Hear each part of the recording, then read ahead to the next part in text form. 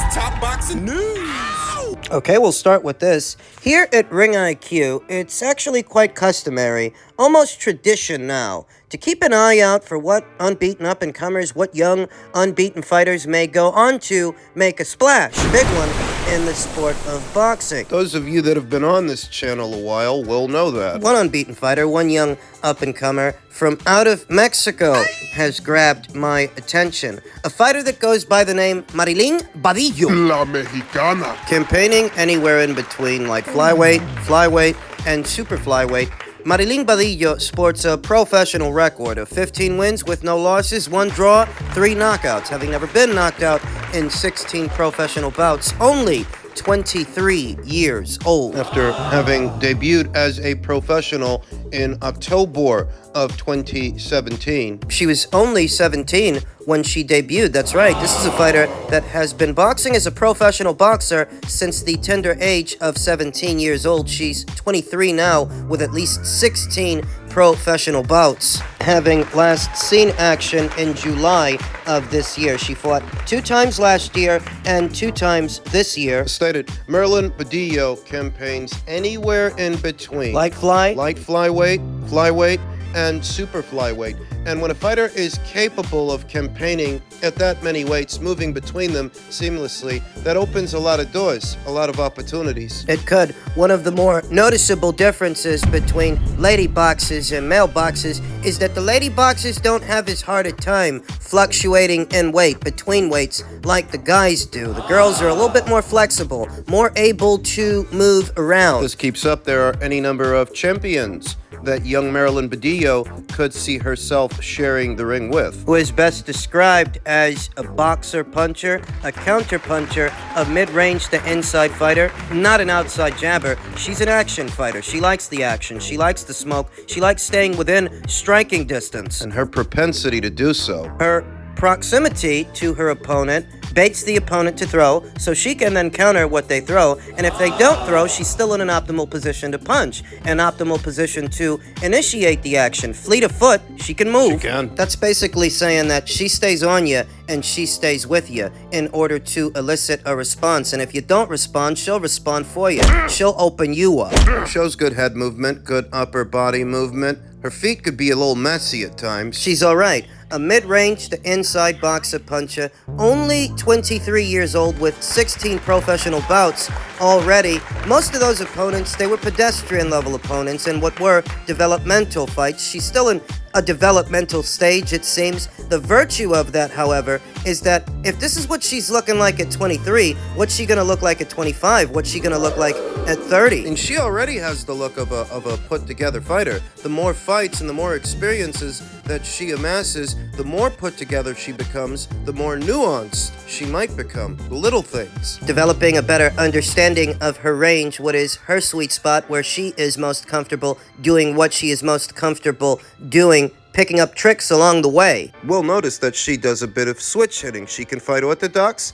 she can fight southpaw. I like this fighter. I don't think it's at all necessary, given Marylin's age, that she's only 23. Yeah. I don't think it's necessary that they step her up. I think they need to just keep doing what they're doing. Keep allowing her to fight, keep allowing her to develop. So say, by age 24 or age 25, maybe then she'll be ready to fight for a world title against a champion at light fly, or super fly. There's enough of them to go around at those weights. Marylin Badillo is definitely one to watch. And we will see how her career progresses. Men's heavyweight news. Unbeaten up-and-comer Frankie Sanchez says, Andy Ruiz is asking for ridiculous money for the Wilder fight. Forget him. I will be reasonable. He wants to fight Deontay Wilder. Well, he wants to fight somebody. His problem is he's on the wrong side of the street to do it. Frankie said, it will be a year before Tyson Fury and Usyk have 2 fights, and this is too long to wait for a championship fight, said Sanchez. So, the next best thing would be Deontay Wilder. He wants to fight Deontay Wilder. Well, I doubt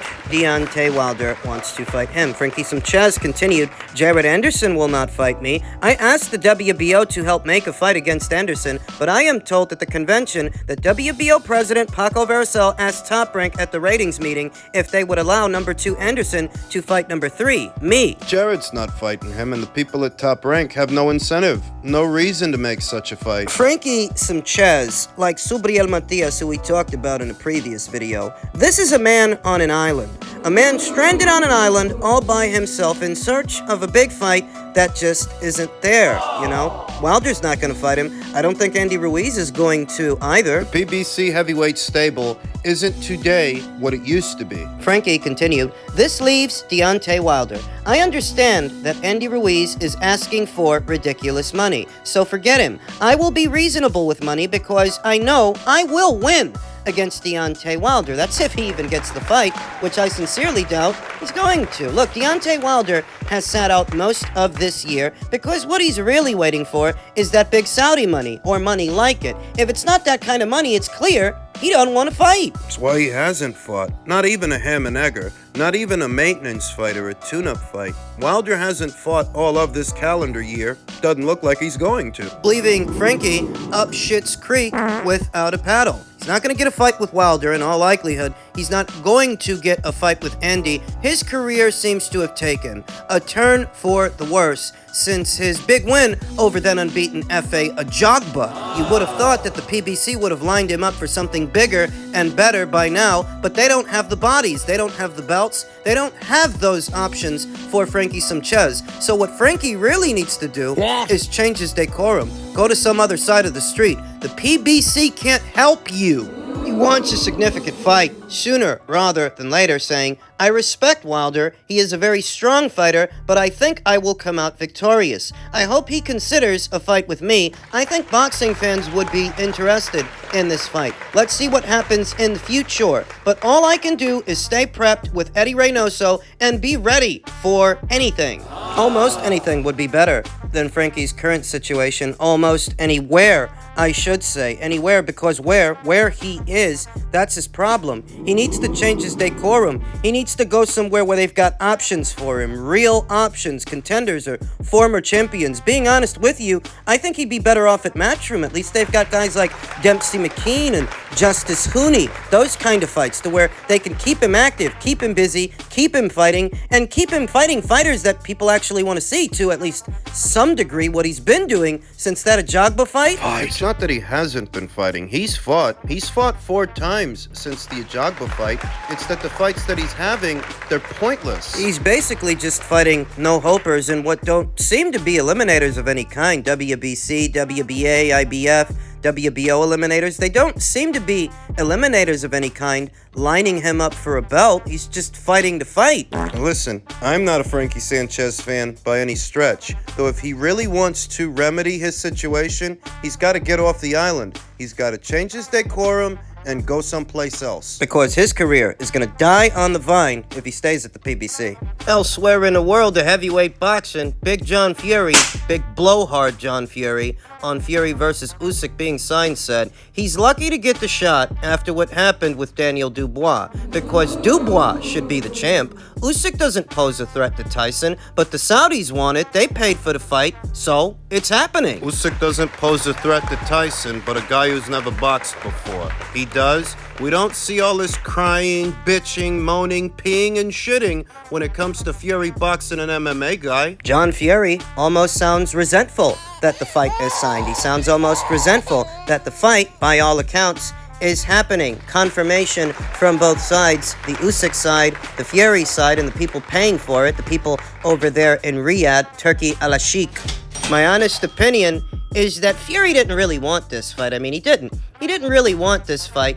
But the public backlash that he's been facing all year, and fighting in this circus fight, the backlash that he's facing for that, it's almost left him with no choice. That if you're not going to retire, but you still want to make a lot of money, the Saudis are willing to pay you a lot of money to fight Alexander Usyk. That is a fight they've gotten behind. I don't really think Tyson Fury wanted this. Mostly because of things that Tyson Fury said. Things that he said himself. That this fight, and undisputed, It was never his priority. It was always someone else's priority. And I can hear the Fury fans now whenever those quotes from Tyson Fury, from the man himself, I can hear his fans now saying, oh, those are just mind games. He's playing mind games. He's trying to psych everybody out. Psych everybody out to do what? What? To make himself a public pariah? A social pariah? You call it mind games. When he was blowing off the idea that he should fight Alexander Usyk, when he was blowing off the idea that he should fight for Undisputed, when he willfully said out of his own mouth that's never been a priority to him. You call it mind games. Well, what's the end game? Making everybody hate your guts? Looking like a chicken shit? Because that's all that did, so you tell me, what's the benefit in that? Now, veteran boxing scribe Dan Raphael said, per a source with direct knowledge of the agreement, undisputed heavyweight title fight between Fury and Usyk is a done deal for Saudi Arabia. The date is not 100%, but it is this winter, meaning it could be late this year or early next year. Obviously, Fury needs to beat Ngannou and incur no injuries. I'm not optimistic that the fight between Fury and Usyk will happen in this same calendar year. I'm going to assume it would happen next year, in the first quarter. The fight date hasn't been announced yet, and when you think about how much remains in this year, all we have is November and December. Not a lot of time to promote that fight. You're doing a dancing bear act later on this month, towards the end of it, leaving only November and December to promote the show, when ideally you want at least 8, maybe 9 weeks to promote a fight like that. 8 or 9 at least. If you tried to do it before this year is out, well, that's pushing it. And don't forget that the people at Matchroom are trying to make that fight between Conor Ben and Chris Eubank. They want to do that this calendar year. Before this year is out. Fights of that scale, that size, that financial value seldom ever happen in a timely fashion. Being honest with you, I don't expect Ben versus Eubank or Fury versus Usyk. I don't expect either of those fights to happen before this year is out. I would expect they happen at some point in the first or second quarter of next year. Both of them. And even with that, it's a bit hard to imagine that Fury's gonna go from fighting a non-boxer, a guy who's never boxed before, to one of the best boxers, the very best amateurs, and one of the best pro boxers in the sport today. But that's the story, that's the sequence of fights. An MMA guy, then Usyk. Let's just hope that fat bag of milk don't get hurt, don't get cut, don't suffer no injury. Let's hope, so that we can get this show, this Undisputed show, on the road. As it pertains to that fight, veteran fighter Derek Chisora predicts easy win, Fury versus Usyk after facing both. It'll be like taking candy from a baby. Well, he has shared the ring with both guys, right? Though at the same time, sometimes when fighters chime in, sometimes when fighters themselves make fight predictions, they're motivated by nationalism. There's a sense of tribalism that if somebody's gonna win, they would prefer that it be the home fighter. Derek Chisora says Tyson. He's the bigger guy, longer reach, just Tyson. This is like a man taking candy out of a baby's hands, bro. Tyson's gonna win. He's gonna walk through that guy. That's it. I so seldom ever hear anybody say, what does Tyson Fury actually do better than Usyk in terms of nuts and bolts boxing? What does he do better? All I hear is that he's too big. And even with the fight's official announcement, there are those who are skeptical, still skeptical, as to whether or not it will happen. 2 former world champions say there is no chance Fury fights Usyk despite the announcement. 2-time welterweight champion Sean Porter said, nah, it ain't happening. That fight is not happening. I mean, it's a fight that I'd like to see. I just believe that Tyson Fury has fought his way to being a superstar, and with that status, he's in a position where he can pick who he wants to fight. I don't think there's a chance in this world that he's gonna pick fighting Alexander Usyk. He's not out now to fight guys and claim his supremacy as an elite heavyweight in the world, and almost ever. I think that's established. I think he's on to superstar fights. The fight with Francis Ngannou. That is not just a boxing fight, it's a world fight. I think people are getting a bit ahead of themselves when it comes to that fight's commercial value. Just reading the room and surveying the landscape, I don't see too many people in the world of boxing, too many of the boxing fans jumping out of their skin over that fight. Now, maybe Tyson Fury's core supporters in the UK, maybe they'll buy it, though here stateside, I'm not so sure. I said it before, and I'll say it again. Francis Ngannou, in his own world, the world of mixed martial arts, he was not the biggest draw, you understand. I don't even think he was as popular as, say, Kamaru Usman or Israel Adesanya. I don't see people in the world of boxing all that excited about this. I can only speculate as to how excited the MMA fans are. Are they buying into the hype? Speaking on the same interview, former WBO super lightweight champion Chris Algieri agreed. The New York native went as far as saying that he doesn't see Fury taking any legitimate fight post-Ngannou, but did point out that he was unpredictable. Sean, I'm glad you said it because I'm on the same boat. I was not ready to eat my words on this one. I didn't think this fight was going to happen. I don't think Tyson Fury's going to fight anybody in a legitimate heavyweight boxing match, any top contenders. But if there's anything you can say about Tyson Fury, it is that he's unpredictable. I myself doubted as to whether or not this fight would happen because of things Tyson Fury said. He said he would rather fight John Bones Jones. He's only looking for the big money fights. The big fights looks more to me like the easy fights, staying on the path of least resistance, because the Usyk fight is a big money fight. The Saudis' investment in it is proof of that, and Tyson was not receptive to that idea, and that wasn't that long ago. You have to consider that all the while, Tyson Fury has been diminishing Alexander Usyk as a fighter and diminishing his marquee value, as if to say that that guy's not worth no money. He's not worth anything, and it's not worth fighting him. And yet, the Saudis' investment in their fight is a direct contradiction of that. He's worth something if the Saudis are paying you all this money to fight him. Stop carrying on about how he's a nobody and you're a superstar when the Saudis are paying you all that money for a reason. They're paying you to fight him, and I hardly think it's because he's a nobody. Even still, former world champions and Sean Portier and Chris Algieri, they're skeptical. They're still skeptical. Official announcement and all. They're still pessimistic as to whether or not this fight will happen. I suppose what stands out is that Fury versus Ngannou, that's not even a maintenance fight. That's not even a tune-up fight, because even in a tune-up fight, you're supposed to get some pushback, some resistance, so you can work on things, whereas this isn't a tune-up fight because this guy don't know how to box. You can't tune up with him. No, this does not qualify as an according to Hoyle, keep busy fight or tune-up fight, because it's not really a fight. You versus a guy who never boxed before, that's not a fight. And you're going from that to fighting Alexander Usyk? This is preparation for Usyk. Needless to say, I see where Sean and Chris's pessimism is coming from.